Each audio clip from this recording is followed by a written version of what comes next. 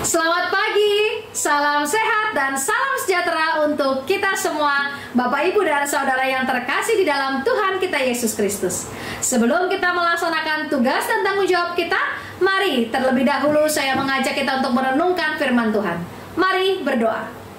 Ya Tuhan Allah, kami sungguh bersyukur atas berkat rahmat-Mu. Bersyukur Tuhan membangunkan kami di pagi yang luar biasa indah ini. Kalau sebelum kami melaksanakan tugas dan tanggung jawab kami akan mendengarkan dan merenungkan firman Tuhan. Roh Kudus yang menuntun dan membimbing kami sehingga firman ini bukan hanya sebatas kami dengar, tapi juga kami lakukan dimanapun Tuhan percayakan kami berada. Berfirmanlah ya Tuhan, kami siap mendengar dan kami siap melakukan firman Tuhan itu.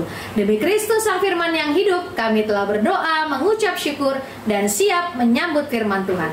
Amin. Pembacaan kita di pagi hari ini terambil dari Markus pasalnya yang kedua, ayatnya yang kelima. Demikian firman Tuhan. Ketika Yesus melihat iman mereka, berkatalah ia kepada orang lumpuh itu, "Hai anakku, dosamu sudah diampuni." Demikianlah pembacaan Alkitab kita. Berbahagialah bagi kita yang mendengarkan dan merenungkan firman Tuhan. Terpujilah Kristus. Aku dan sesama. Dalam keseharian, kerap kali pilihan yang kita ambil berdasarkan pada sebuah pertimbangan. Apa untungnya untuk saya? Saya dapat apa jika saya melakukan A dan bukan B? Saya dapat apa kalau saya menolong saudara saya itu, menolong sesama saya itu? Dalam situasi tertentu, hal ini perlu kita lakukan. Tetapi cilakalah kita jikalau hal itu menjadi satu-satunya pertimbangan dalam kehidupan kita untuk melakukan sesuatu. Kita akan menjadi orang yang sangat mementingkan diri sendiri, dengan enggan untuk berkorban bagi orang lain, dengan enggan untuk menolong orang lain, dengan enggan untuk membantu orang lain jikalau tidak menguntungkan bagi kita. Kisah yang menjadi perenungan kita di pagi hari ini sangat menarik, Bapak, Ibu, dan Saudara. Pada masa itu mereka mengalami sakit seperti kelumpuhan, kusta, dan sebagainya. Kerap mereka dianggap sebagai orang yang berdosa, dan hal-hal tersebut adalah akibat dari dosa mereka. Itu katanya merupakan hukuman dari Tuhan. Masyarakat cenderung untuk menjauhi orang-orang seperti itu.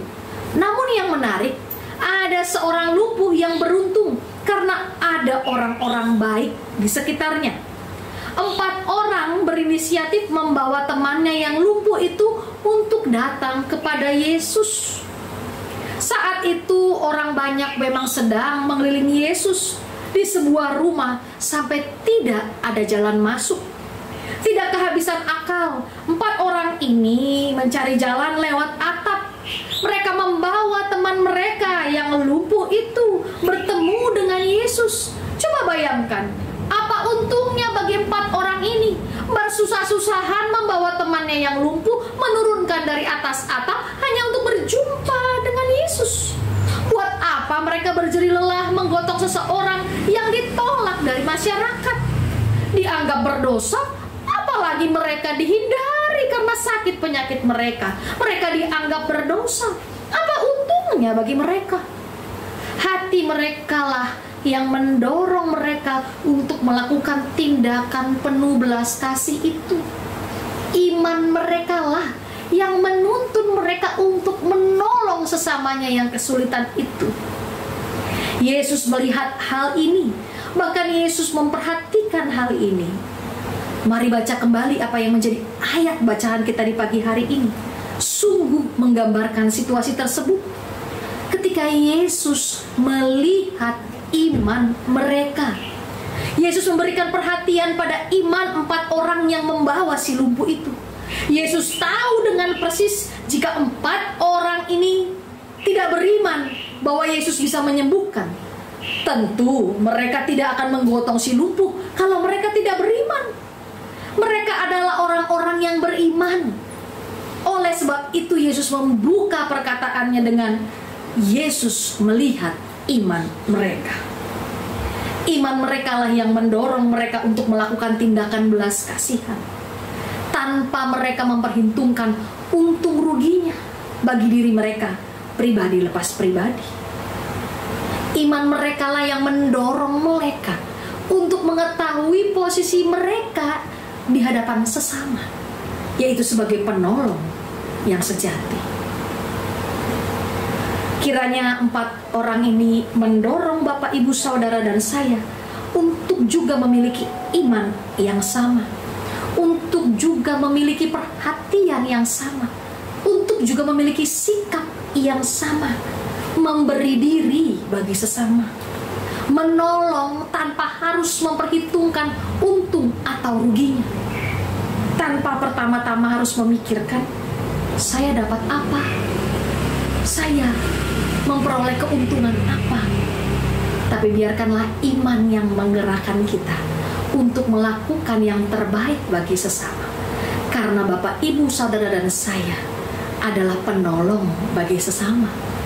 Saling tolong menolonglah, selamat tolong menolonglah, tanpa harus memperhitungkan untung atau rugi. Tuhan Yesus memampukan kita. Amin. Kita berdoa.